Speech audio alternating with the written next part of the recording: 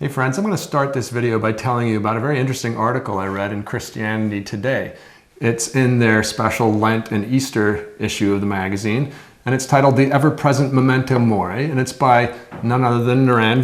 So congratulations, hon, on Thank you. Being published by Christianity Today, and more importantly for having an opportunity to share your thoughts and insights in this collection of essays around how the church celebrates Lent in the modern era, what this time means. It was quite striking that they have chosen as their theme this notion of memento mori, Latin for being aware or knowing that we must die. Yeah, it was a huge gift to be able to write it and to reflect on my own personal experience and bring it into the experience of commemorating Lent within an Australian context. And you can read that article for yourself. We'll chuck a link to it in the description to this video. But we want to just talk a little bit today about Lent. People ask, does the Bruderhof community, as an Anabaptist community, celebrate Lent? What does it mean to us?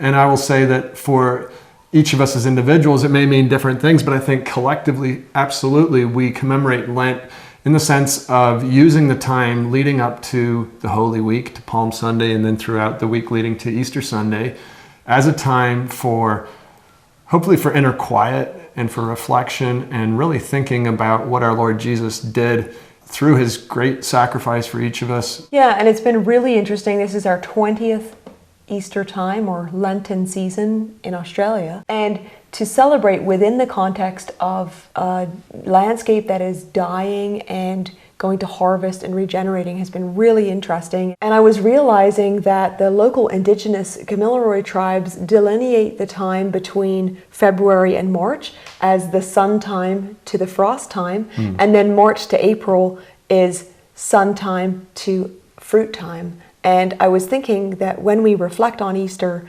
as Jesus as the first fruit, it is a time of regeneration, a time of harvest, a time of quiet, and a time of reflection. And as you point out in your article, some of the things that we're familiar with, the symbols around Easter, symbols of new life, you know, chicks hatching from little eggs, shoots coming up out of the ground, all these glorious and beautiful symbols don't exist in our landscape. So we have to find other imagery. In fact, the most powerful metaphor for me this year has been the dead bark that peels off the eucalyptus in sheets. There's a variety that peels right now, or several varieties actually, and that is a form of the tree getting itself healthy again. So it sheds the bark in order to rid itself of fungi, of beetles, of lichens, of things that drag it down, of sap its health, of killing it.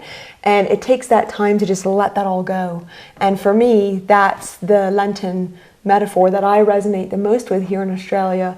And I think what you're saying, you know, about the trees and everything going through this regenerative time also connects deeply with what Christ tells us about a grain of wheat. And we see that in our landscape when things die back, or even just in the last few years where we've had devastating fires in large parts of this area. But the regeneration that happens through that trauma really is a striking image and connects well with Lent and Easter. But let's talk for a minute a little bit about actual ways that as a community we do commemorate Lent and the Holy Season. So some of the ways we commemorate the Lenten season as a community is to gather in the evenings, and the children especially have chosen out scriptures that reflect on the time of Christ preparing to give himself as a sacrifice. From the Old and the New Testament. Absolutely. There's a lot of prophecies. And then also we gather and sing from the great choral works, whether it's Bach's St. Matthew's Passion or the Messiah, the Easter parts of the Messiah. And it really focuses our hearts and brings conversations and things to the fore that are of importance. It doesn't really matter, you know, how much of the piece we end up performing. It's about how much of it we take into our hearts, and every year we can also build on that and come back to it. So those are some of the ways that we commemorate Lent communally, but privately, everybody in the community has their own way of focusing on this time before Easter to renew their hearts. And I've chosen this year as my Lenten reading, The Crucified is My Love. It's a very personal and deep-going reflection on Christ's suffering for us, and it's available from Plough Publishing. We'll pop the link down in the description. I find it significant that in our communal expression, we don't dictate to each other how we're going to celebrate a season like Lent.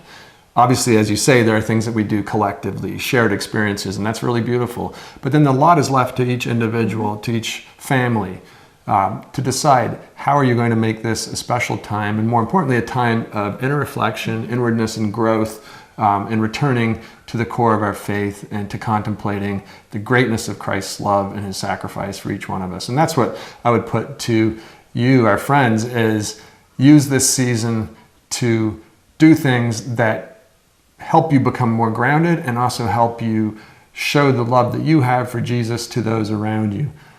For some people, that may well mean, limiting themselves in some way, taking on a sacrifice, as Lent traditionally has in many cultures and expressions. And that's all fine, but what I'm saying is we don't demand that of each other. Right. It has to be a personal. And that allows for a genuine expression of what our love to Christ means and what it ought to look like. And I think for both of us, our response to Memento Mori is to try to do acts of service, because on the last week of our Lord's life, he washed his disciples' feet, and then our risen Lord made breakfast. And those are things that we can do every day. You don't require a lot of pomp and circumstance. So I'm thinking that's probably enough for today, but hopefully this is a little prompt to kickstart a conversation we can have in the comments. Please join us and let us know how you commemorate Lent. And we'll look forward to hearing from you and sharing those reflections together. Thank you so much for being with us. We'll talk again soon.